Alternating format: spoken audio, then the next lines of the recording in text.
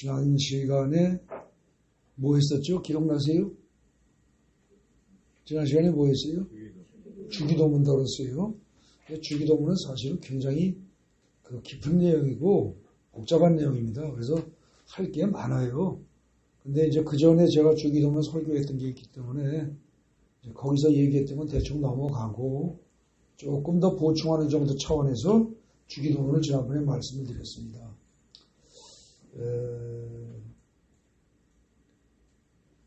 오늘은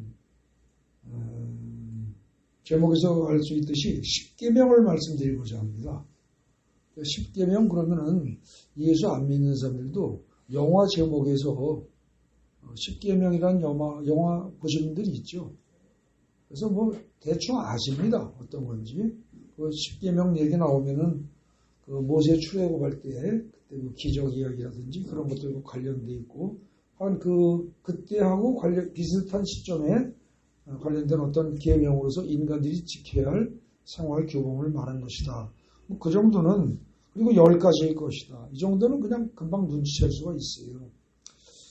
근데 이 십계명을요, 실제로 성경을 읽어보면 출애굽기 20장에서 한번 언급을 하고요. 그 다음에 신명기 5장에서 다시 언급을 합니다. 그래서 두 군데에서 반복해서 얘기를 하고 있어요. 그럼 두 번 반복해서 얘기했던 뜻은 이건 무슨 뜻이에요? 이거는 대충 넘어가지 말아라. 이건 분명히 확실히 알아둬라 그겁니다. 증인도 2명이면 확실한 증거가 되고요. 성경에서 2이라는 숫자는 한 번은 그냥 넘어갈 수 있습니다. 근데 2번 그랬다. 그러면 그건 분명한 겁니다. 이를테면 지금 여기서 십계명이 2번 나오죠. 그죠? 이건 분명한 겁니다. 그 다음에 이를테면은 저기 신약에 와가지고 오병이어의 기적 그걸 기록한 게 성경에 한 번만 나오는 게 아니에요. 2번 이상 나오죠. 그 말은 분명히 그런 일이 있었다는 뜻입니다. 그 다음에 오병이어의 기적뿐만 아니라 칠병이어의 기적도 나옵니다. 그렇다면 결국은 예수님이 물고기 몇 마리하고 그죠? 떡 몇 개 가지고서 여러 사람 먹인 사건이 분명히 있었다 그런 뜻이에요. 일단 이게 신명기와 출애굽기에 2번 나왔다는 얘기는 이거는 뭐 분명히 정확하게 알아두고 지켜야 한다 그런 뜻으로 생각하시면 됩니다. 그런데 이게 조금 헷갈리는 게 여러분들 아시는 분은 아실 텐데 캐톨릭에서 말하는 십계명하고 개신교에서 말하는 십계명이 달라요. 어떤 사람들은 이걸 질문을 합니다. 그러면 어떻게 되겠어요? 캐톨릭은 캐톨릭 나름대로 자기네가 말하는 십계명이 옳다고 하겠죠. 개신교는 개신교대로 옳다고 하겠죠. 근데 동일한 성경을 놓고 해석이 서로 다르단 말입니다. 근데 캐톨릭은 이게 언제부터냐면은 어거스틴이라는 사람 시절부터니까 그 사람은 5세기라고 잡으면 지금까지 1500년 동안 캐톨릭은 십계명을 우리가 지금 개신교에서 믿는 십계명하고 다른 걸로 이해해왔단 말입니다. 1500년 동안을. 그래서 이게 참 갈등이 생깁니다.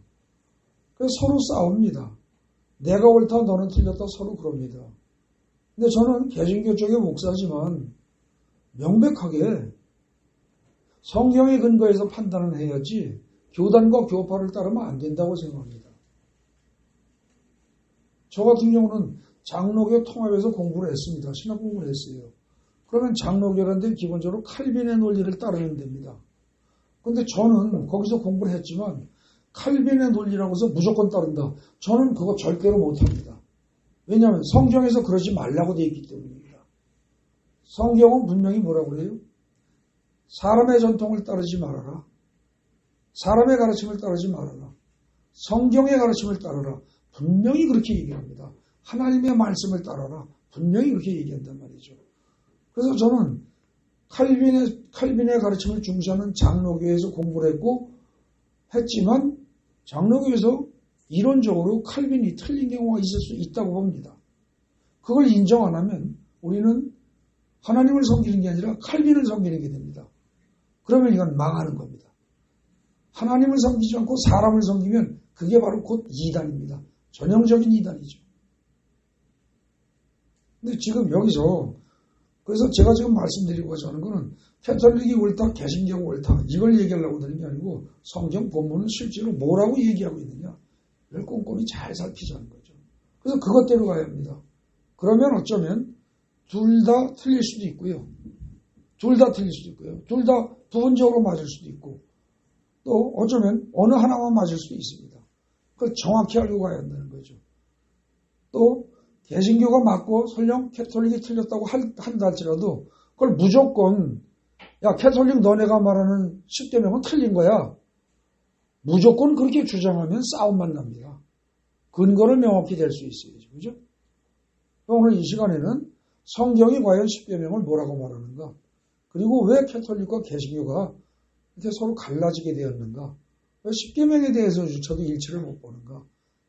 언제부터 이렇게 됐는가? 이제 그런 문제를 살펴볼 겁니다.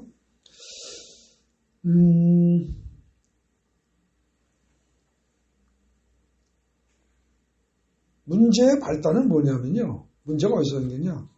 10계명에 대해서 두 사람이 필론이라는 사람하고 아우구스티노라는 사람이 학설이 다릅니다. 근데 이게 동시대 사람이 아니고요. 필론은 1세기니까 예수님 살아계시던 그때가 1세기죠. 예수님 살아계시던 그 시절에 물론 예수님 살아계실 때는 아니고 그보다 후입니다. 유태인 철학자니까 필론이라는 사람이 이 성경에 구약 성경에 나오는 이 10계명을 쫙 분석을 해봤습니다. 출애굽기 20장에 1절부터 17까지를 갖다가 쭉 분석을 해봤어요. 여러분들 아까 우리가 본문 읽었지만 10계명이 원래 첫째, 둘째, 셋째, 넷째 이렇게 돼 있습니까? 그렇게 절대 안 돼 있어요. 여러분들 성경에 보면은요 10계명이 어디 나옵니까? 대부분 가진 성경에 뒤쪽에 보면 10계명 나오는데 여기 보면 어떻게 돼 있어요? 첫째, 둘째, 셋째, 넷째 이런 말이 들어가 있어요. 그죠? 첫째는, 둘째는, 셋째는. 근데 성경 본문에 보면은 첫째는, 둘째는, 셋째는 이런 거 없어요. 이게 원래 있다면 개신교든 캐톨릭이든 10계명에 대한 이해가 달라질 이유가 없습니다. 분명히 이렇게 첫째, 둘째 이렇게 돼 있으면. 근데 원문이 그렇게 안 돼 있단 말입니다. 출애굽기 20장을 읽으면 아까 여러분들이 읽어보신 것처럼 그냥 쭉 그냥 문장으로 쭉 이어진 거예요. 길게. 근데 그렇게 긴 문장을 갖다가 이해를 하다 보니까 이걸 갖다가 가만히 보니까 10개인 것 같아요. 10개인 것 같고 그 다음에 또 다른 데 보면 10계명이라는 단어가 성경에 분명히 나와요. 그러다 보니까 이걸 10개로 맞추려고 생각을 한 거죠. 그래서 이제 1세기 초에 필론이라는 사람이 그걸 분류를 하기를 어떻게 했느냐. 제가 일부러 안 썼습니다. 왜? 그건 여러분들이 지금 보고 있는 10계명하고 똑같아요. 그거랑 똑같습니다. 그러니까는 거기에 여러분들 뒤에 여기 성경책에 뒤에 보면은 10계명 나오죠? 뒷표지 안쪽에. 여기 나오는 굵은 글씨 있죠? 굵은 글씨. 첫째, 둘째, 셋째, 넷째. 이겁니다. 이게 필론이 분류한 거예요. 근데 그렇게 했는데 몇백 년 후에 한 3, 400년 후에 기독교계의 거물이 나타납니다. 아우구스티누스. 오거스틴이라고도 하고 캐톨릭 방식대로 이름을 붙이면 아우구스티노. 이렇게 불리는 아주 거장이 하나 나타나죠. 정말 그 기독교의 역사상 어쩌면은 그야말로 한 3손가락 정도로 꼽아라 그러면은 꼽을 수 있는 그야말로 거물입니다. 그 사람이 아우구스티누스인데 이 사람이 나타나가지고 5세기에 다른 신학자들하고 같이 연구를 해가면서 출애굽기 20장의 10계명을 분석을 해보니까 이거 필론의 이론이 틀린 것 같다. 이렇게 결론을 내린 겁니다. 그래서 아우구스티누스가 다시 어떻게 해요? 거기 보세요. 분류를 바꿔요. 수정을 해요. 근데 이걸 갖다 지금 캐톨릭에서 계속 지금까지 쓰고 있단 말입니다. 계속해서. 근데 거기는 어떻게 됐냐? 여러분들 성경책에 안쪽에 있는 이 10계명을 보면서 보십시오. 여기를 보면서 보세요. 여기 첫 번째 것하고 두 번째 것. 첫째가 뭐예요? 나 외에 다른 신들을 내게 두지 말라 그랬죠. 그 다음에 두 번째 게 뭐라고 되어 있습니까? 너를 위하여 새긴 우상을 만들지 말고 또 쭉 하면서 그런 어떤 형상도 만들지 말고 그것에 절하지 말고 섬기지 말라.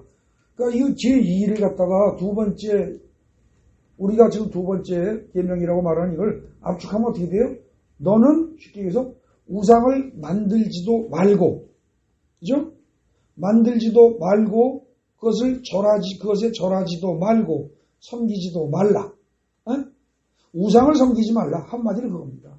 두 번째 계명은. 이렇게 된 거예요. 근데 이걸 갖다가 어떻게 했느냐? 캐톨릭 성경에서는 두 개를 합친 겁니다. 1번과 2번을. 그러니까 어떻게 돼요? 두 개를 합치니까 하나이신 하나님만을 만유에 공경하고 높이고, 하나이신 하나님을 만유에 공경하고 높이고, 이렇게 된 겁니다. 기본적인 취지가 변했어요? 안 변했어요? 어찌 보면 그냥 괜찮습니다. 그죠? 첫째와 둘째를 한꺼번에 묶으면 어떻게 해요? 지금 캐톨릭에서 말하는 첫 번째 규정처럼 말할 수 있습니다. 그죠? 말할 수 있어요. 하나님을 섬겨라. 1번이 결국은 캐톨릭에서 말하는, 아우구스티누스가 말하는 이 첫 번째는 뭐예요? 하나이신 하나님을 공경하여 높여라. 그러니까 하나님을 섬겨라. 그러니까 뭐 우상 섬기지 마라 하는 말도 포함된 거 아니냐. 이렇게 볼 수 있다는 거죠. 그래서 일단 이걸 가지고 뭐라고 틀렸다고 말하기는 좀 그렇습니다. 더군다나 역사상, 기독교 역사상 아마 세 손가락 안에 꼽으라고 해도 꼽을 수 있는 그야말로 거물이요, 천재가 이런 얘기를 했으니까 아무도 반대를 안 하는 겁니다. 그리고 캐톨릭의 그 10계명을 보면은요, 그 3번 동그라미 나오죠? 지금 말하는 게 그겁니다. 필론의 분류에서 1과 2를 통합시켜서 하나로 만들어버려요. 근데 그 과정에서 우상을 숭배하지 말라는 말이 어떻게 돼요? 사라져버려요. 그죠? 여러분들, 뭐뭐 해라, 이렇게만 얘기를 하면은 사람들이 이거 잘 지킵니까? 뭐뭐 해라 해도 교통법규 잘 지켜라, 이렇게 말하면 교통법규 다 지킵니까? 아니에요. 뭐뭐 하지 말아라 구체적으로 얘기하지 않으면 사람들은 잘 안 지켜요. 근데 어쨌든 여기서 뭐뭐 해라 라는 식으로 두리뭉실하게 묶어버리면서 하다 보니까 우상 숭배하지 말아라가 빠진 겁니다. 그 다음에 캐톨릭의 그 10계명이 뭐가 또 다르냐? 맨 끝에 가서 10번째, 남의 재물을 탐하지 말라. 여러분 여기 성경 안쪽 페이지에 보면 10번째 가서 내 이웃의 집을 탐내지 말라 이렇게 돼 있죠. 그리고 그 다음에 보면 작은 글씨로 뭐라고 돼 있습니까?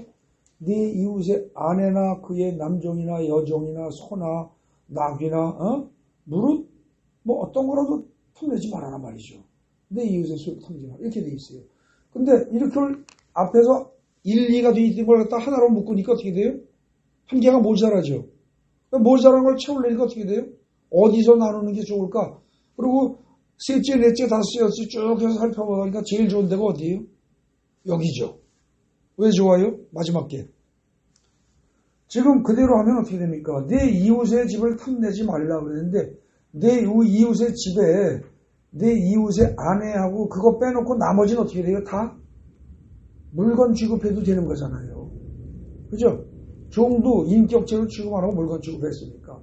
그러니까 결국은 이웃에 사는 남종, 여종, 그 다음에 뭐 소, 나귀, 그 밖에 모든 소유물을 다 한꺼번에 묶고 이웃의 아내는 사람이니까 따로 띄어서 딱 구분해 놓으니까 어때요? 굉장히 인간적이죠. 여성을 대접하는 것 같고. 어떻습니까? 괜찮단 말입니다. 그죠? 그래서 거기서 쪼개 놓은 겁니다. 그렇게 해서 두 군데가 달라졌어요. 그 다음에 잘 보면 알겠지만 그 캐톨릭식의 10계명에서 보면은요, 거기 뭐라고 되어 있어요? 세 번째 가면 주의를 지키고 이렇게 되어 있습니다. 주의를 지키고. 그럼 이 말은 주의 날을 지키고입니다. 근데 성경 원문에 분명히 안식일을 지키라고 되어 있습니다. 안식일을. 그래서 사실은 캐톨릭식 성경은 보면은 성경 원문을 세 군데에서 변개시키고 있는 겁니다. 세 군데에서. 어디? 1, 2절을 합쳐서 1절로 만들었고, 마지막에 10절을 어떻게 해요? 쪼개서 90절로 만들었고, 그 다음에 원문의 4절에 나오는 안식일 규정에 안식이라는 용어를 주일로 바꿨고. 자, 근데 그러면 무조건 나쁜 것이냐? 아니면 그게 그럴 만한 근거가 있느냐? 이걸 객관적으로 검토를 해보자는 겁니다. 이걸. 네? 객관적으로 검토하지 않고 너네들은 무조건 틀렸어.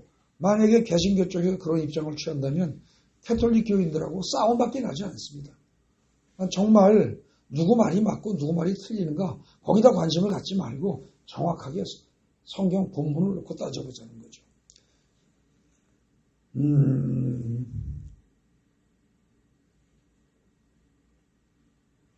자, 그래서 거기 뭐 원문의 분석 보십시오.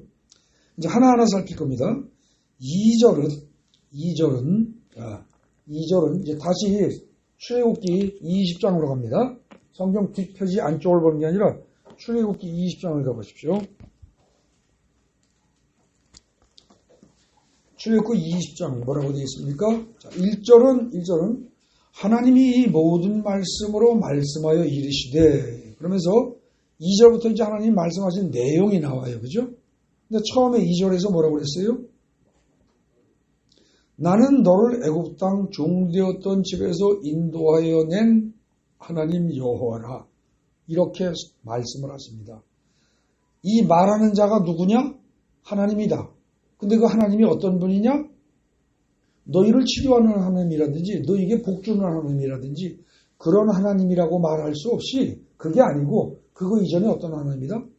너희 이스라엘 백성들 이제 홍해를 막 건너온 죽음의 바다를 건너오고 그 뒤에서 애국 군대가 다 죽어나가는 걸 갖다가 너희가 다 봤고 그리고 광야에서 지금 만나를 먹고 등등등등 여러 가지 기사와 이적을 체험하면서 너희를 지금까지 이끌어온 나 하나님 여호와가 말한다.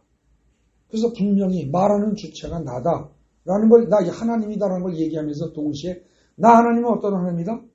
바로 너희들 지금 너희 살아있는 너희들을 지금 살려낸 건져낸 하나님이야. 그 얘기를 합니다. 그죠? 그래서 2절에서는 바로 내가 얘기하는 거야. 그러니까 잘 들어. 이런 뜻이기도 하고요. 그 다음에 너희가 십계명을 근본적인 이유가 바로 뭐야? 하나님이 너희하고 무관한 하나님이 아니라 너희를 건져내고 너희를 살려낸 하나님이 내가 말하니까 들어야 하지 않겠어. 그래서 3절 이하에 나오는 모든 내용들이 나의 내용들을 너희가 지켜야 한다라는 근거를 제시하는 겁니다. 이건 사실은. 말하는 주체가 나다라는 걸 얘기하는 동시에 하나님이라는 걸 말하는 동시에 그걸 너희가 지켜야 되는 이유가 뭐냐? 내가 바로 너희들을 건져낸 하나님이기 때문이야. 그러니까 내가 말하는 걸 들어야 하지 않겠어. 그 얘기예요. 그 다음에 3절은요. 원칙입니다. 3절. 너는 나 외에는 다른 신들을 내게 두지 말라. 한마디로 짧게 얘기합니다. 이게 원문에 의하면 두지 마라. 이거부터 나와요. 두지 마라. 다른 신을.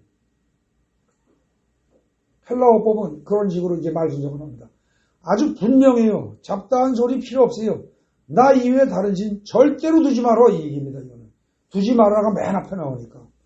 절대로란 단어는 없지만 이거는 의미대로 따지면 절대로 두지 말라. 이 얘기입니다. 그래놓고 4절을 읽어보십시오. 4절. 너를 위하여 새긴 우상을 만들지 말고 또 위로 하늘에 있는 것이나 아래로 땅에 있는 것이나 땅 아래 물속에 있는 것에 어떤 형상도 만들지 말며 그것들에게 절하지 말며 그것들을 섬기지 말라. 자, 4절과 5절 전반전까지 보면 가만히 보세요. 이게 3절하고 관계가 어떤 것 같아요? 어떻습니까? 3절에서 나 이외에 다른 신들을 내게 두지 말라는 말을 상세히 설명한 것 같지 않아요? 관계가 그렇습니다. 이게 사실은. 상세히 설명한 것 같은 느낌이 든단 말이죠. 나 이외에 다른 신들을 내게 두지 말라 그러는데 다른 신을 둔다는 게 무슨 뜻이냐? 다른 신들을 둔다는 게 너 자신을 위해서 우상을 만들지 말고 너 자신을 위해서 그러니까 이를테면 기도를 하는데 맹송맹송 그냥 허공에다 기도하려니까 이게 뭐 자꾸 졸렸고 재미도 없고 안 되겠어요. 그러니까 눈에 보이는 형상을 뭘 만들어 놓고 기도를 하는 게 좋을 것 같아요. 그래서 그 형상이 무엇이든지 만들지 말라는 거예요. 그러니까 첫째, 너를 위하여 새긴 우상을 만들지 말고, 이게 첫째예요. 그 다음에 그 우상을 만들 때 하늘에 있는 것, 즉 새의 형상이나 아래의 땅에 있는 것, 짐승의 형상이나 땅 아래 물속에 있는 것, 즉 물고기 형상. 그러니까 천지간에 존재하는 어떤 것의 형상도 만들지 말라는 거예요. 우상을 만들 때 우상을 만들지 말아라. 그리고 그 다음에 두 번째가 그것에게 절하지 말아라. 그리고 세 번째가 뭐예요? 그것들을 섬기지 말아라. 이게 아까 말한 3절에서 나 외에 다른 신들을 내게 두지 말라. 이걸 상세히 설명한 것으로 이해될 수 있다는 겁니다. 이해되십니까? 맥락이 그렇게 돼 있잖아요. 맥락이. 그러니까 이렇게 본다면 어떻게 돼요? 거기까지 본다면 아우구스티누스가 한꺼번에 이렇게 묶어버린 게 그럴 수 있겠죠.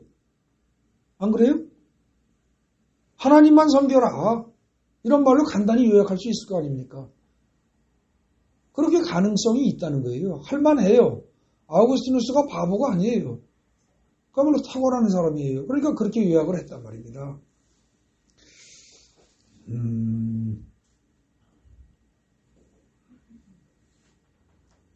그래서 가만히 보면 3절은 선포고요. 그 다음에 동그라미 3번 4절과 5절의 전반전까지는 그 선포에 대한 상세한 설명이라는 거예요. 상세한 설명. 그 관계를 잘 보셔야 됩니다. 예. 그리고 그 다음에 5절의 후반절이 있죠. 5절의 후반절 어디예요? 나 내 하나님 여호와는 질투하는 하나님인즉 나를 미워하는 자의 죄를 갚되 아버지로부터 아들에게까지 3, 4대까지 이르게 할거니와 그 다음에 6절 이어서입니다. 나를 사랑하고 내 계명을 지키는 자에게는 1000대까지 은혜를 베푸느니라. 자, 이 5절의 후반절을 다 요약하면 결국 뭐예요? 나 여호와는 어떤 하나님이다? 질투하는 하나님이고 질투만 하니까 나쁘게만 해요? 잘못했을 때 나쁘게만 해요? 아니에요. 잘하면 어떡한다? 잘못하면 3, 4대까지 벌을 주는데 잘하면 어떻게 된다? 1000대까지 벌을 준다. 그러면 한 300배 정도 잘해준다는 얘기예요. 그러니까 나는 참을 때까지 참다가 질투도 하지만 나는 원래 대단히 좋은 은혜의 하나님, 자비의 하나님, 긍휼의 하나님이다. 그러니까 지금 거기 5절 후반절과 6절을 요약을 하면 이겁니다. 나는 어쩐 면에서는 질투의 하나님이기도 하지만 사실은 뭐다? 6절의 끝에 나오는 은혜라는 단어. 은혜의 하나님이다. 기본적으로. 그 얘기예요. 그러니까 지금 이건 뭐냐면은 너희들이 우상을 섬기지 말고 하나님만을 믿어야 하나님만을 섬겨야 하는 이유가 뭐냐? 너희가 만약에 우상을 섬기게 되면 벌을 받을 것이고 그렇지 않고 하나님을 제대로 섬기면 1000대까지 복을 받을 테니까 나는 그렇게 복을 줄 수 있는 능력이 있는 존재니까 너희가 나를 믿어라. 그 얘기입니다. 그래서요.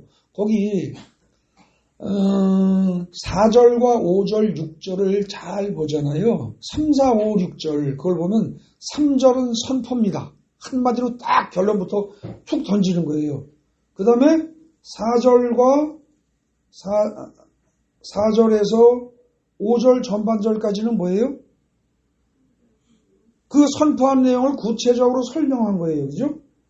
그리고 5절 후반절부터 나는 어떤 하나님이다? 질투의 하나님이요? 은혜의 하나님이기 때문이다. 이렇게 나오니까 이건 뭐예요? 너희가 나 하나님의 말을 따라야 할 이유가 뭐다를 밝히는 거예요. 그래서 거기가 제가 빨간 글씨로 주보에 써놨죠.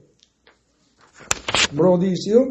거기 2번에서 3절에는 원칙에 대한 선포다. 선포. 그 다음에 3번 동그라미에 가면 상세한 설명. 그 원칙에 대한 상세한 설명입니다. 그 다음에 이제 뒷장으로 넘겨보십시오. 뒷페이지로 넘기면 거기는 어떻게 돼요? 5절 후반절부터 6절까지는 뭐예요? 5절 전반절에 대한 5절의 앞부분에 대한 이유예요. 이유. 그래서 지금 요 패턴 있죠. 선포하고 그 다음에 상세히 설명하고 그 다음에 그 이유를 밝히고 이게 하나님이 말씀하시는 전형적인 방법입니다. 그리고 사실은 설교도 원래 이렇게 하라는 겁니다. 원래 선포하고 하나님이 너희를 사랑하신다. 너희를 사랑하신다는 뜻은 이를테면 어떤 것들이다. 그리고 너희가 그 하나님의 사랑을 받아들이면 이러이러한 이로움이 있다. 이런 식으로 설교하라는 거예요, 원래. 네. 제 설교는 조금은 지금은 다릅니다. 왜? 성경의 기본을 모르고 할 수는 없을 테니까. 그래서 성경 자체를 풀어주는 방식으로 저는 주로 하고 있는 겁니다. 네. 근데 원래 짧게 하려고 그러면 설교는 이 식으로 가면 딱 맞습니다. 어떻게 해요? 선포하고 한마디로 딱 선포하고 그 다음에 예를 들어서 하나님은 영이시다. 이 말을 먼저 딱 선포하고 하나님이 영이시다는 말은 뭐예요? 육신을 가지고 있지 않다는 뜻이다. 육신을 가지고 있지 않기 때문에 어떻게 돼요? 먹을 거 양고기가 맛있다. 이 고기는 질겨서 못 먹겠다. 이건 제물로 좋지 않다. 그런 소리 안 하신다는 거예요. 그죠? 헌금이 많으니까 좋고 적으니까 싫고 그런 얘기 안 하신다는 거예요. 하나님은. 많고 헌금이 많아서 좋고 적어서 싫다. 그거는 인간이 생각할 수 있는 거고 그죠? 인간은 그런 생각할지 몰라요. 하나님은 그렇지 않다는 거예요. 그래서 하나님은 영이시니 라고 선포를 딱 하고 난 다음에 그 말의 뜻으로 우리가 생각할 수 있는 것들을 쭉 상세히 설명을 하고 그 다음에 마지막에 그래서 하나님은 영이시라는 사실을 받아들이면 우리가 신앙생활 이렇게 해야 될 것입니다. 뭐 이렇게 쭉 발전할 수 있겠죠. 자, 선포와 상세한 설명과 그것에 대한 이유 이 패턴이 사실은 잘 읽어보면 그 이하에서도 계속 나타납니다. 거기 5번 보십시오. 5번. 여기서부터 이제 또 다른 선포가 나옵니다. 5번 7절부터 7절 너는 내 하나님 여호와 이름을 망령되이 부르지 말라. 한마디로 딱 선포해요. 선포해놓고 다만 거기서 선포하면서 그것에 대한 설명 이거는 생략을 하고 있습니다. 그런 다음에 어떻게 돼요? 7절 후반절에 가서 동그라미 6번입니다. 하나님의 이름을 망령되이 부르지 말아야 할 이유가 뭐예요?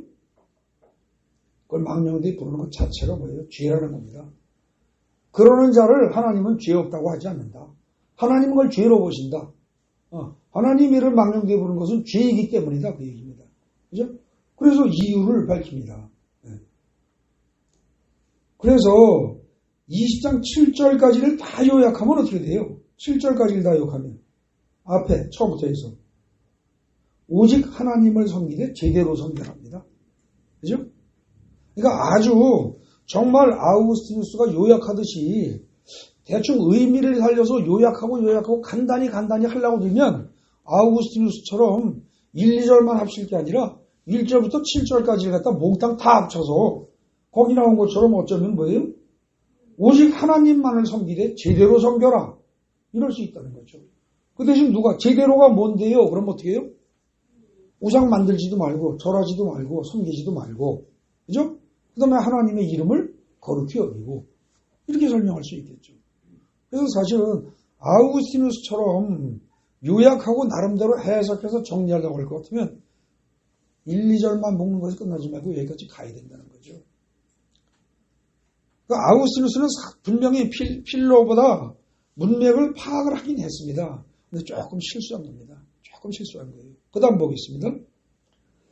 8절 이하의 내용도 선포, 상세한 설명, 이유라는 동일한 패턴으로 이루어져 있습니다. 즉 8절에 안식일을 기억하여 거룩하게 지키라. 그리고 딱 선포합니다. 그 다음에 9절, 10절 보십시오. 9절, 10절에 뭐라고 나와요? 안식일을 기억하여 거룩하게 지키라. 근데 이게 안식일을 기억하여 거룩하게 지키는 게 어떻게 하는 건데? 라고 물으면 어떻게 돼요? 답이 9절입니다. 엿새 동안은 힘써서 내 모든 일을 행하는데 엿새 동안은 이것저것 네가 세상 일하면서 먹고 살면서 열심히 일하려는 거예요. 그 대신 마지막 7번째 날만큼은 어떻게 해요? 10절에 7째 날은 내 하나님 여호와의 안식일인즉 하나님도 쉬신 날이에요. 하나님이 모범적으로 쉬는 걸 보여주셨어요. 그러면서 너희도 쉬라고 그랬어요. 그때 너희는 뭐예요? 주인만이 아니에요. 내가 자유인이고 주인이에요. 그래서 나만 쉬는 거 아니에요. 나에게 속한 모든 것을 다 쉬게 하라는 거예요. 전부 다. 나에게 속한 모든 것. 그러면 나에게 속한 종들, 물론이고 심지어 동물들까지, 짐승들까지도 쉬게 하래요. 몽땅 다. 그럼 동물로 끝나요? 아니에요. 하나님은 동물로 끝나지 않아요. 무생물까지도 쉬게 하래요.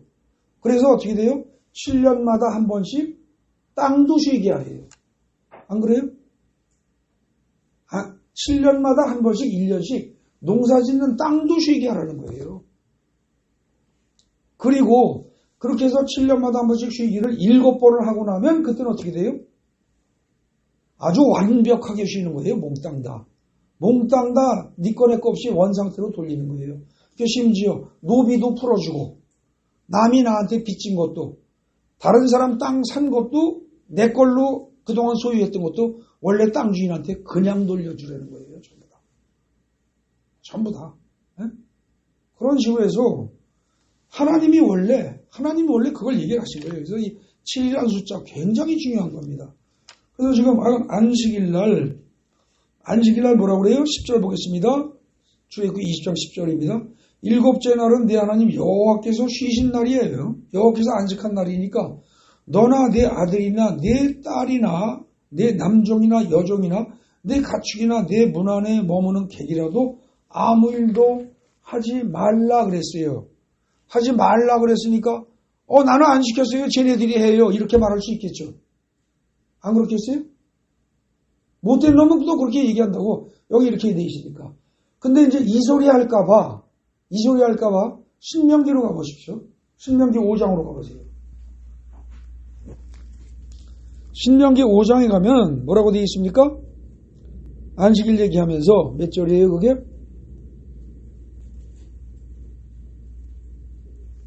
신명기 5장에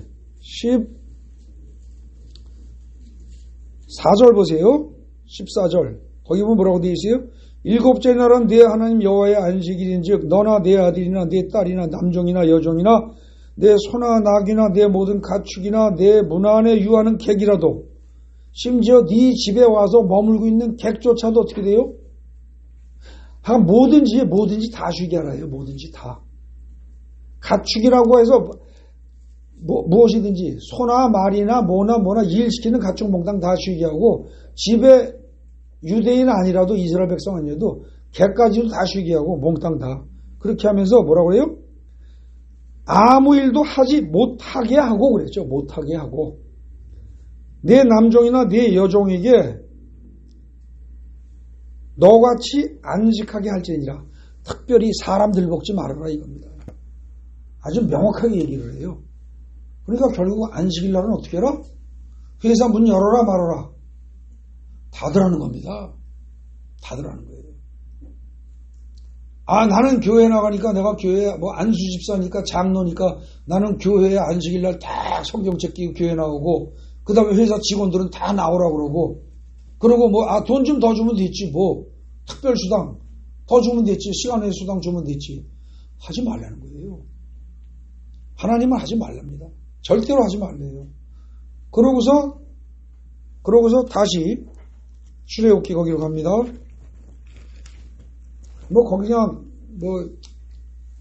신명기가 봤는데 그러면서 아무 종이라도 누구라도 일 시키지 말래요.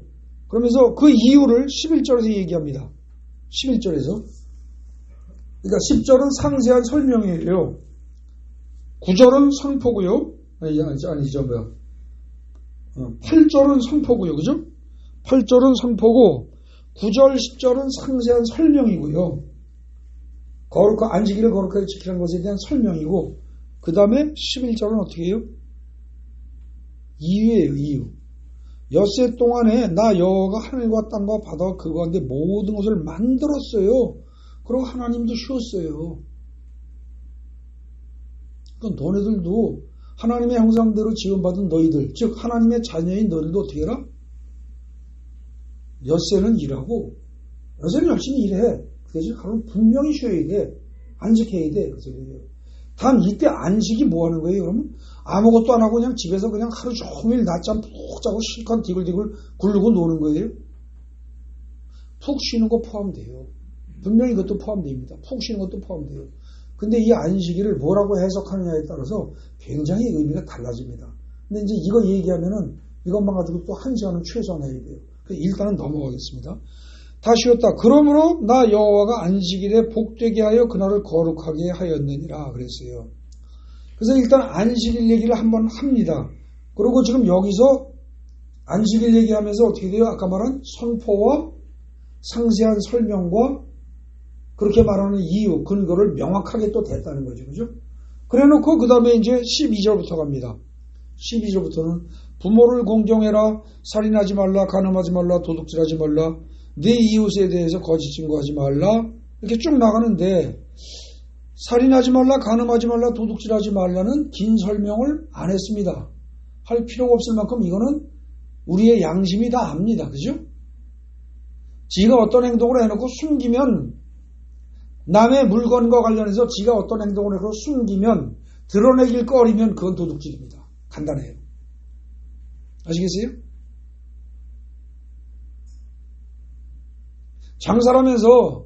장사라면서 이를테면은 원래 100원짜리 물건을 갖다가 사람 딱 보니까 멍청해 보여, 띨띨해 보여. 그래가지고 150원, 200원 받았어. 근데 그걸 나중에 남에게 자랑하고 얘기하고 싶지 않아. 그럼 그건 도둑질입니다. 간단합니다. 아시겠어요? 그래서 뻔한 거기 때문에 살인하지 말라, 간음하지 말라, 도둑질하지 말라는 설명 길게 할 게 없습니다. 그러니까 긴 말 안 합니다. 상세한 설명도 없고 그걸 지켜야 할 이유도 말하지 않습니다. 단 12절 네 부모를 공경하라. 이거는 사람들이 잘할 것 같은데 여기서 자꾸 속색이고 하나님 보시기에 사람들이 빗나갑니다. 그래서 거기서는 이유를 설명합니다. 네 부모를 공경하라. 공경해야 할 이유가 뭐다? 너 부모 공경 잘하면 어떡한다? 네 하나님 여호와가 내게 준 땅에서 네 생명이 길리라. 하나님이 너에게 땅도 줄 것이요. 그리고 네 육신의 생명이 길어질 거야. 그러니까 네가 많은 땅 가지고 부유하게 살면서 건강하게 오래 살고 싶으면 부모 공경 잘해. 지금 그 얘기입니다. 이거는요, 인간들이 잘할 것 같은데 잘 못하기 때문에 하나님이 다 아시고 꼭 찍어서 얘기하는 겁니다. 굉장히 중요한 거예요. 그래도 그 정도만 알아들 거라고 얘기를 그냥 그 정도로 하십니다. 그런데 이제 이게 아니나 다를까 나중에 후대에 와서 예수님 시절쯤 와서 그 이전부터 물론 그랬지만 예수님 시절에 와서도 뭐라고 그래요? 마가복음에 보면 뭐라고 그래요? 고르반이라고 해서 하나님께 드림이 되었다고만 하기만 하면 부모님한테 드리려고 했던 거, 부모님한테 용돈 드리려고 했던 거, 그거 부모님한테 안 드리고 교회에 갖다 바쳤어요. 그럼 하나님한테 바친 거니까 더 잘한 거예요. 그리고 부모한테 공경하는 게 된다? 그따위 소리 말도 안 되는 소리 절대 하지 말아라. 그 얘기입니다. 지금 이게. 예?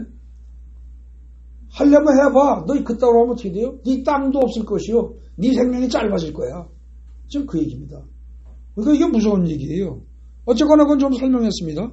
그 다음에 16번에서 네 이웃에 대하여 거짓 증거하지 말라. 뭐 거기까지는 대충 압니다. 다 알아요. 그죠? 지 양심에 찔리는 게 있죠. 그래서 13, 4, 5, 6절까지는 대충 알아요. 근데 17절에 내 이웃의 집을 탐내지 말라. 이거는 조금 어려운 얘기입니다. 그리고 달라요. 왜요? 16절까지는 어떻게 돼요? 전부 행동으로 지켜야 할 내용들입니다. 행동으로. 준수해야 할 내용들이에요. 근데 마지막 게 17절은 어떻게 돼요?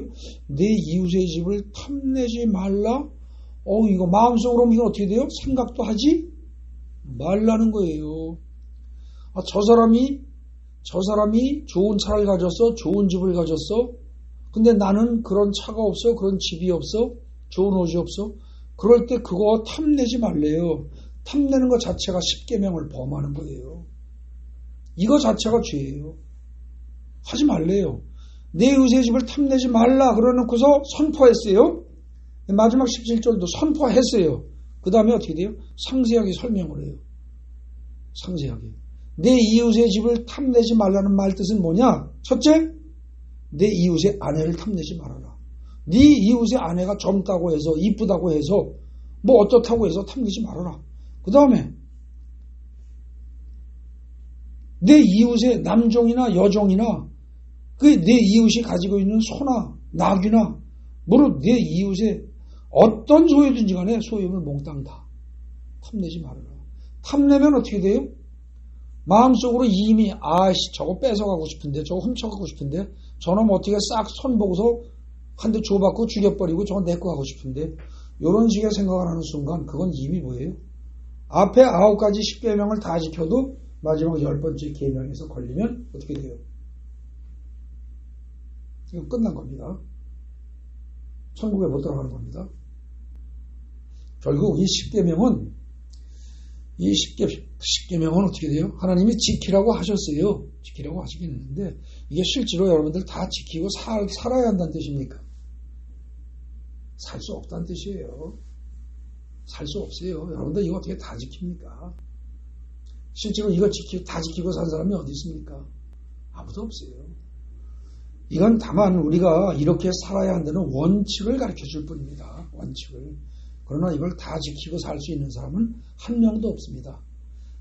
9가지를 지킬 수는 있습니다. 앞에 거. 근데 마지막 거 한 가지를 지킬 수 있는 사람은, 그것까지 지킬 수 있는 사람은 이 세상에 인류 역사상 단 한 명도 없었습니다. 단 한 명도.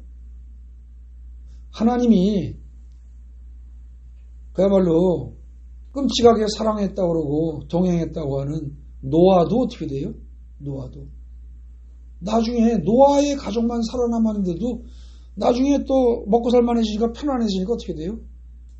포도 키워서 건포도 만들어서 식량으로 쓰거나 이럴 생각 안 하고 술 만들어가지고 술 퍼먹고 퍼져서 뻘거벗고 추한 꼴 보이고, 그죠?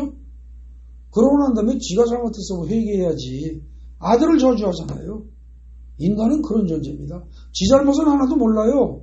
지 잘못은. 노아도 그래요. 노아도. 지 잘못은 하나도 모르고 그냥 남만 그냥 가지고 그냥 손가락질을 해요.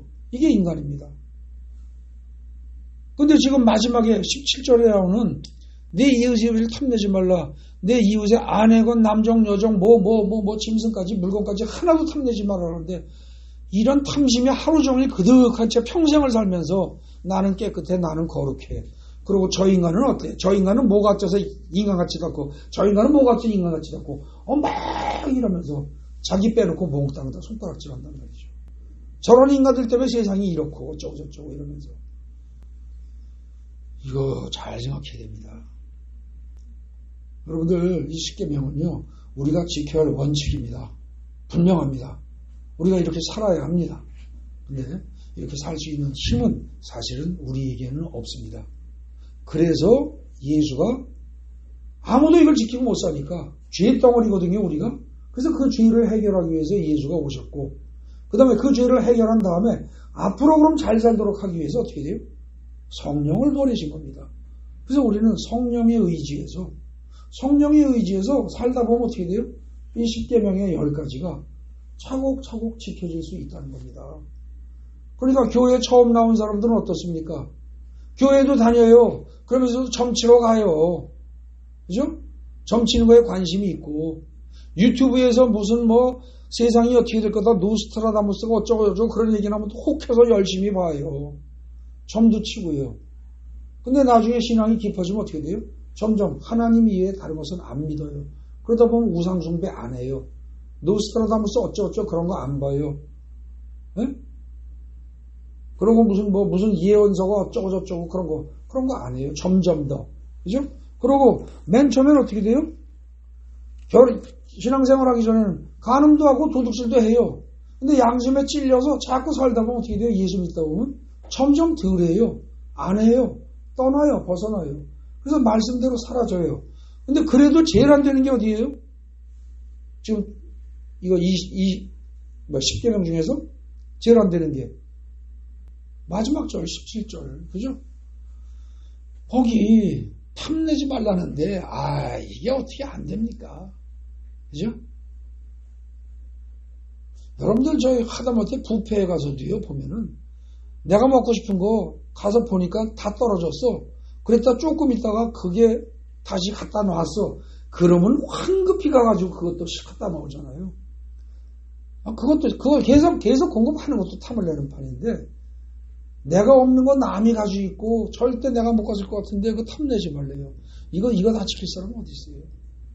인간은 그거밖에 안 되는 존재예요. 그러니까 성경에서 말하는 건 그겁니다. 저 인간이 틀려먹었어. 저 인간이 못돼 먹었어. 저 인간은 인간 같지도 않아. 그 말하지 말라는 거예요. 왜? 네가 그러니까 그 소리예요. 저 인간은 얼굴에 똥 묻었어. 그 소리 하지 말라는 거예요. 왜? 내 얼굴에도 똥 묻어 있으니까. 나는 안 묻었는데 에이 천만의 말씀. 그건 자기 생각이고. 사실은 똑같다는 거예요. 그러니까 모든 인간은 다 똑같다예요. 하나님 한 분 빼놓고 세상에 있는 모든 인간은 다 똑같다. 다 죄인이다. 그러니까 죄인이 죄인에게 손가락질하고 정죄하고 판단하고 하지 말아라. 이거고. 그 다음에 모두가 죄인이기 때문에 어떻게 돼요? 서로 불쌍히 여겨라. 그겁니다. 서로 불쌍히 여겨라. 그리고 그 모든 죄인들을 너나 구별 없이 큰 죄인, 작은 죄인 구별 없이 건져주시는 하나님께 감사해라. 그 얘기고요. 그래서 사실 성경은요 아주 간단한 거예요. 그리고 시정일관 논리가 똑같아요. 전부 다. 그래서 일단 10계명까지를 그렇게 기억을 하십시오. 그렇게 기억을 하시면 그러면은 이제 대충 다 아신 거예요. 정확히 아신 거예요. 제가 지금 거기 동그라미 주보에 9번 선포했어요. 그리고 부모를 공경하라는 선포와 이유까지 나와요. 그 다음에 10번에 가서 살인, 간음, 도둑질, 거짓 증거하지 말라. 이건 그냥 선포만 나와요. 간단하니까. 그리고 11번 동그라미에 가서 네 이웃을 탐내지 말라. 선포해요. 그리고 상세히 설명해요. 이유? 분명해요. 이유는 분명한데요. 생략을 해요. 그러면 각자 생각하겠죠. 남의 아내 탐내지 말고 남의 물건 탐내지 말고 자 이렇게 보통 얘기를 하면은 보통 뭐라고 그래요? 사람들은 이걸 가지고 해석하는 방식이 그러지 말아야 할 이유가 뭐예요? 남의 아내도 탐내지 말고 남의 물건 탐내지 말고 이렇게 해야 할 이유가 뭐예요? 이렇게 물으면 사람들은 뭐라고 그래요? 간단해요. 애들한테 물으면 뭐라고 그래요? 야 내가 네 거 뺏으면 좋아? 이러잖아요. 그죠? 근데 성경은 그 대답을 안 해요. 그 얘기를 안 해요. 왜요? 그 답은 정답이 아니에요. 내가 네 거 뺏으면 좋아. 만약에 그걸로 다 답을 했다고 하면 그 다음에 어떻게 돼요? 합의해서 그러면 그렇게 하자 그러면 해도 돼요? 아니라는 거예요. 여러분 선악 판단의 기준은 사람의 관점에 있지 않습니다. 선악 판단의 기준은 오로지 하나님께 있는 거예요. 하나님의 관점에서 볼 때 남의 이웃의 모든 것을 탐내는 것 자체가 그 자체가 죄라는 거예요. 하나님의 관점에서 볼 때. 근데 인간인데 탐내는 정도에 그럴 수 있지 않겠어? 라든지 만약에 서로 탐내고 서로 뺏고 서로 도둑질하고 살인하고 간음하고 막 이러면 사회가 엉망이 돼서 결국은 나도 피해를 볼 것이고 나도 생존에 문제가 생기지 않겠어? 이게 영국의 공리주의 철학이라는 겁니다. 공공의 이익을 위해서 서로 좋기 위해서는 그러지 말자. 근데 하나님은 그런 근거 인정 안 하십니다. 너희 만약에 그런 식으로 할 것 같으면 서로 좋으니까 하자라고 합의 보면 해도 된다는 뜻이냐? 이렇게 됩니다. 예를 들어서 요즘 세상이 막 이상해지다 보니까 원래 부부 사이에 부부관계를 맺는 게 정상인데 이게요 요즘 뭐 스와핑이니 뭐니 해가면서 부부가 합의를 봐가지고 어떻게 돼요? 부부 아닌 사람과 맞바꿔서 못된 짓을 한단 말입니다.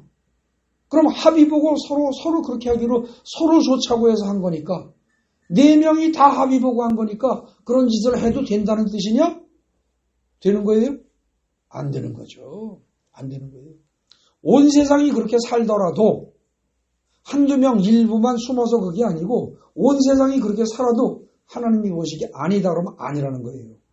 그래서 여러분들이 여기서 조심해야 할 것은 거기 내 이웃에서 거짓 증거하지 말라 다음에 내 이웃의 집을 탐하지 말라라든지 살인하지 말라 간음하지 말라 도둑질하지 말라 등등 이런 것들의 이유가 저 유치원 다니는 애들한테 살인하지 말라 간음하지 말라 도둑질하지 말라 왜 그래야 할까? 그러고 물어보면 야 내가 너 죽이면 좋아? 내가 네 거 도둑질하면 좋아? 내가 너 간음하면 좋겠어? 그러니까 우리 서로 하지 말아야지. 그래야 서로 좋지. 이 식의 대답은 하나님 보시기에 지극히 유치한 겁니다. 아시겠습니까? 결국 성경은 어떻게 했냐? 서양 철학의 공리주의라든지 뭐 합리주의라든지 이런 식의 논리를 완전히 무시하고 들어갑니다. 성경은 그보다 차원 높게 들어갑니다. 고차원적으로 들어간 거예요. 하나님의 관점에서 그건 용납될 수 없답니다. 더 이상 다른 이유가 없습니다. 분명히 알아두셔야 됩니다. 그래서 보통 서양 철학한 사람들이 살인하지 말라, 간음하지 말라, 뭐 도둑질하지 말라 이걸 가지고 설명하는 수없이 많은 방식들, 난다긴다 하는 철학자들이 있습니다. 여러분들 고등학교까지 졸업하다 보면 윤리 시간에 배운 거 있죠? 맨 처음에 뭐 벤담의 뭐 양적 공리주의, 미래 질적 공리주의 뭐 그러면서 어쩌고 저쩌고 뭐 좀 찍어 나옵니다. 그거 하나님이 보시기에 다 헛소리라는 겁니다. 전부 다 헛소리라는 거예요. 너희가 그런 걸 하지 말아야 할 이유는 간단하다. 나 하나님이 금하고 있다. 예? 그 사실을 인정하는 사람이 그리스도인입니다. 그거 말고 다른 철학을 막 갖다 대고 벤담의 말이 맞아, 미래 말이 맞아 막 이런 사람은 그건 세상 사람입니다. 여러분들 그런 걸 좀 명확하게 알아두시기 바랍니다. 그 다음에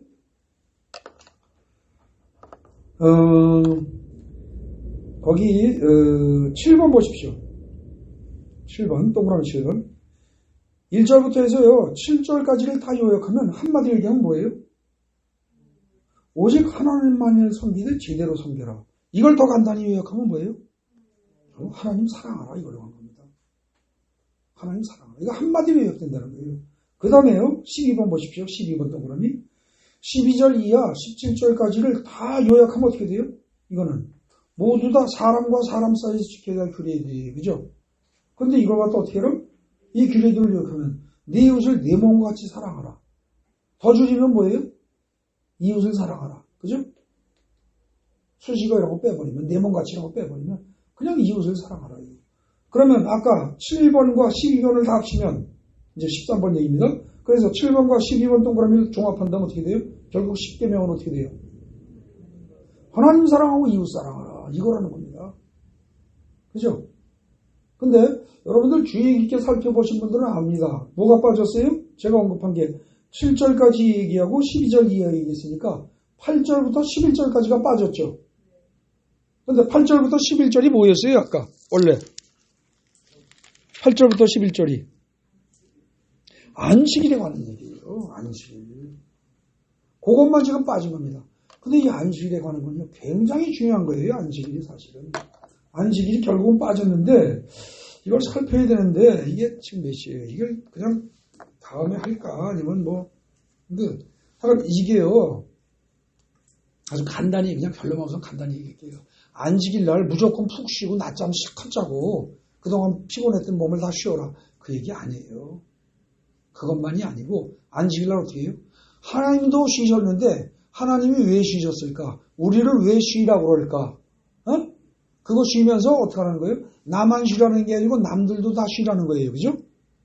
나한테 딸린 노예라든지 회사의 직원들은 물론이고 노예들까지도 심지어 뭐까지도 짐승들까지도 다 쉬게 하래요.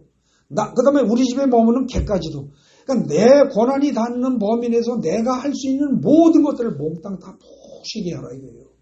그리고 하나님의 은혜를 누리게 하라는 거예요. 그러면서 하나님의 말씀대로 따라서 살라는 거예요. 하나님이 쉬었으니까 너도 쉬어라. 그리고 남들도 하나님 따라서 다 쉬게 만들어라. 그러면서 하나님의 은혜를 누려라. 하나님이 너뿐만 아니라 너에게 속한 모든 종까지도 너에게 속한 짐승들 하나하나까지도 다 세세하게 살피시는 그런 분임을 그런 은혜의 하나님이요 사랑의 하나님을 깨달아라.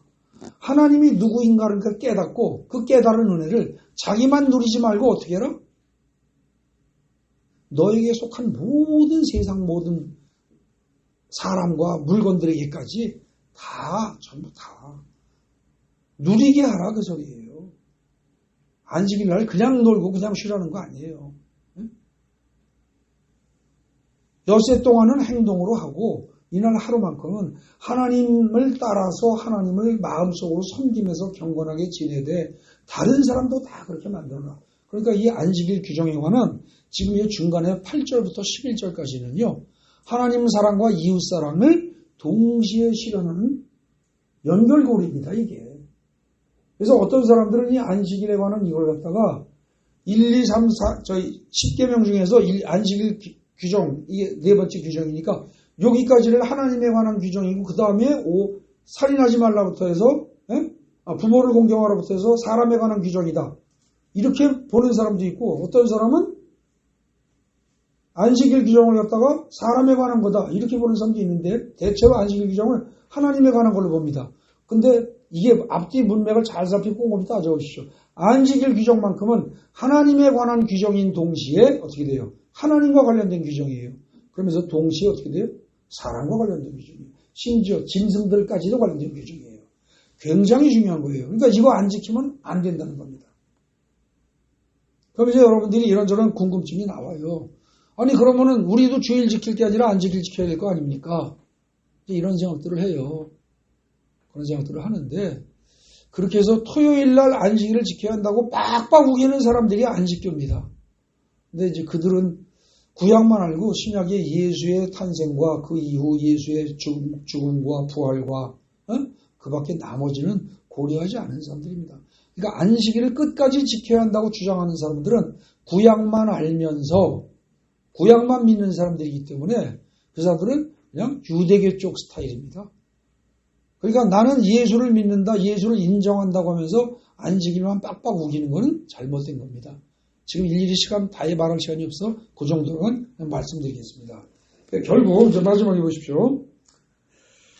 안식일에 대해서 나는 언젠가 기회가 있으면은 쭉 한번 말씀드리겠습니다. 그런데 그 13번 7과 12를 종합하면 결국 어떻게 되냐?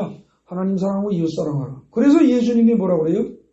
마태복음 22장 37절에 거기 그 마태가 뒤에 마지막에 밑에서 한 서너 줄 밑에서 한 네 번째 줄쯤에 22, 37, 40 과로한 거 있죠? 거기 마태 할 때 마가 빠졌네요. 거기 마태복음에서 마태복음 22장에서 하나님 사랑하고 이웃 사랑하라 이 두 계명이 온 율법과 선지자의 강령이다. 율법과 선지자는 구약이란 뜻이에요. 그죠? 예. 성경에서 아주 가장 핵심 최고로 요약해서 뽑아라면 하나님 사랑, 이웃 사랑 이거다. 이렇게 되는 겁니다. 오늘 이 시간을 통해서 여러분들이 10계명이라는 것은 10개를 얘기했는데 왜 이게 하나님 사랑, 이웃 사랑으로 요약이 되는지 그 관계를 충분히 이해하셨으면 좋겠습니다. 결론입니다. 전통과 학설을 따르려고 하면은 망합니다. 신학 공부를 한 사람들은 압니다. 이 아우구스티누스라는 사람은 캐톨릭에서도 흠잡을 게 없다고 그러고요. 개신교에서도 흠잡을 게 없다고 그럽니다. 아우구스티누스가 뭐가 틀렸다라고 지적하면은 양쪽에서 개신교와 캐톨릭 양쪽에서 이단이다라고 그러고 막 손가락질을 합니다. 그럴 만큼 아우구스티누스는 거물입니다. 그런데 사실은 지금 캐톨릭과 개신교에서 이 10계명에 대한 차이를 깊이 파고 들어가다 보면 어쩔 수 없이 아우구스티누스가 틀렸다는 걸 말하지 않을 수가 없습니다. 아우구스티누스는 집단에는 필로가 파악하지 못했던 것을 파악하고 한 차원 더 높였다고 생각하고 1절과 첫째와 둘째 그 계명을 통합하는 과정에서 둘째 계명의 본질을 놓친 겁니다. 핵심을 놓친 거예요. 그리고 아까 말했듯이 마지막 10절에 나오는 것을 쪼개지 말았어야 될 것을, 그죠? 마지막에 탐내지 말아라. 그러면서 거기에 본문 자체가 분명히 내 이웃의 아내나 남종이나 여종이라고 쭉 나오는 걸 그걸 임의로 쪼갰단 말입니다. 성경 본문 임의로 손대면 안 됩니다.